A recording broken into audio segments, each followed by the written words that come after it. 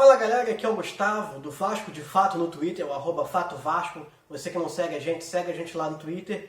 E a gente veio aqui falar um pouco sobre a situação atual do clube. O que está acontecendo no clube para a gente ter um candidato que faz tantas promessas vazias para mim. O clube hoje passa por dificuldades enormes, imensas, que são muito mais importantes de serem resolvidas primeiro do que você fazer promessas de grandes jogadores, de grandes elencos, entre tantas outras promessas. E é sobre isso que a gente vai falar nesse vídeo depois da vinheta. Edmundo, olha a finta do Edmundo, maravilhosa!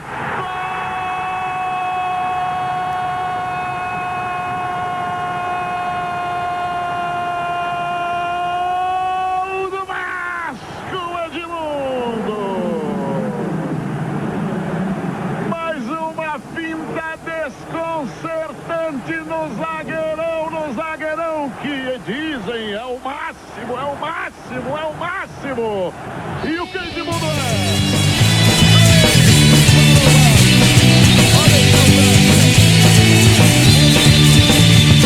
Essa semana eu assisti um vídeo no canal Futebolaço, do Dieguinho, aqui no YouTube, em que ele entrevistou o Fábio Cordella, que é o diretor esportivo italiano que está fazendo parte da chapa do candidato Levinciano. Nessa entrevista, ele tratou sobre as possíveis contratações de Balotelli e Giovinco. Então eu vou trazer alguns detalhes dessa entrevista para você e depois tecer alguns comentários sobre isso. Nessa entrevista, Fábio Cordella fala que já teve contato direto com o jogador. Ainda não tem acordo entre o dirigente Vasco e Al Hilal, que é o clube que ele atua hoje na Arábia Saudita e tem contrato até 2022. Mas já tem contato com o jogador já está de acordo e deseja vir para o Vasco. Mais ou menos a mesma coisa acontece com o Balotelli. O Balotelli tem contrato com o Brescia da Itália, está cumprindo esse contrato, tem contrato até 2022, mas ele tem uma diferença em relação ao Giovinco. O Balotelli ele pode vir a romper esse contrato. Existe uma cláusula contratual em que, caso o Brescia seja rebaixado, ele pode sair do clube. O clube atual do Balotelli se encontra na lanterna do campeonato italiano, a 9 pontos do Genoa, que é o primeiro clube fora da zona de rebaixamento. Então, teoricamente, é um pouco mais fácil. Mas aí, o jornalista Jorge Nicola noticiou que Yaya Touré vai continuar negociando com o Botafogo e que tem informações sobre a situação atual do Vasco.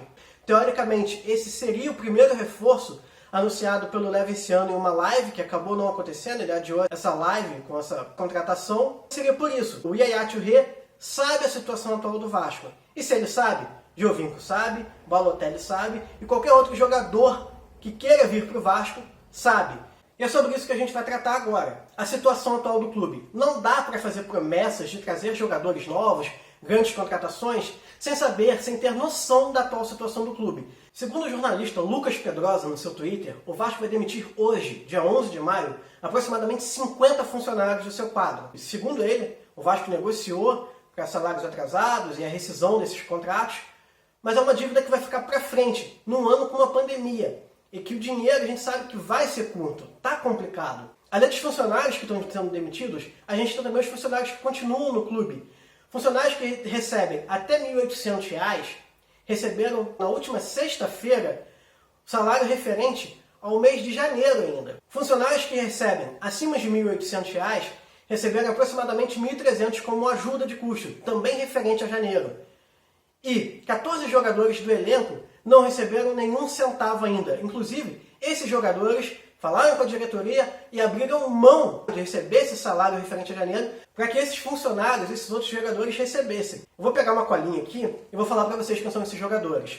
São eles: Breno, Bruno César, Felipe Bastos, Guarim, Fernando Miguel, Pikachu, Germancano, Leandro Castan, Rafael Galhardo, Thales Magno, Ramon, Werley, Marrone e Ribamar. Ou seja, além de funcionários e jogadores com salários atrasados, que receberam agora uma parte do dinheiro, ou salário integral, quem recebe menos de 1.800 recebeu integral, o salário de janeiro, a gente tem 14 jogadores que decidiram abrir mão desses vencimentos para que essas pessoas pudessem receber. E somado a isso, a gente tem que levar em consideração a incompetência dessa direção. O Vasco renovou o contrato de Bruno César. O Bruno César, para quem não sabe, tinha um contrato com o Vasco com vencimentos de R$300 mil. E o Vasco, até o momento, tem uma dívida de 4 milhões com o jogador. O jogador abriu mão de receber isso agora para que essa dívida pudesse ser paga em 2021 e ele tivesse seu vínculo renovado. Ou seja, a gente tem um Bruno César que, para quem assistiu, para quem viu o Vasco nesse último ano, não ajudou praticamente em nada o clube, não ofereceu nada em troca para o clube, não foi efetivo como se esperava, e agora ele vai ter contrato até 2022 recebendo 185 mil, além de uma dívida para receber de 4 milhões de reais, que o Campelo simplesmente jogou para frente. Quem assumir a próxima presidência vai ter que pagar, vai ter que arcar com essa dívida, com um jogador que não deu nada para o clube. A gente tem no Vasco hoje um candidato com promessas vagas, uma gestão muito incompetente do clube hoje. E para resolver esses problemas, a gente precisa de uma gestão séria. A gente precisa que o próximo candidato venha com propostas para resolver o que a gente tem hoje. Antes de tratar de qualquer contratação, de grande clube, de reforma, de investimentos, a gente tem que tratar de pagar quem está lá hoje. Arcar com os compromissos que o Vasco tem agora. Imagina você sendo um jogador do clube, vendo prometer pagar um salário para um Balotelli, que quando foi especulado no Flamengo, os vencimentos chegavam em torno de 1 milhão, até mais de 1 milhão de reais.